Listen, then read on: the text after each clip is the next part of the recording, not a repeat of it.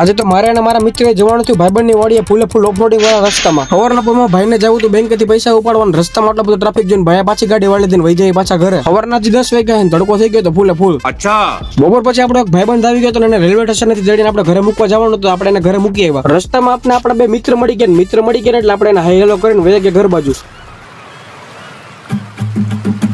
સાંજનો મસ્ત મજાનો નજારો જોઈને હું ને મારો ભાઈ આવી ગયા કામ પતાવવા માટે. રાત્રે આપણે નીકળી ગયા ભરતભાઈ ભેગા ફોરવ્હીલમાં આટો મારવા માટે. આપણે પહોંચી ગયા જેતપુર થી મિત્રને મળીને આપણે વયા ગયા ઘરે. ઘરે આવીને સુઈ ગયા હતા. બીજે દી સવારના પરમાં હું આવી ગયો સુભાષ યુનિવર્સિટી, કારણ કે ભાઈબંધના જે પેપર આલે ને છેલ્લું પેપર હતું એટલે ફરજિયાત જવું જ પડે. પાણીની બોટલ ઠંડો કરવાનો નવો જુગાડ અને ભાઈને હે ને વિદેશથી ફોન આવી ગયો છે. ઘર ભેગું થાને ભાઈ.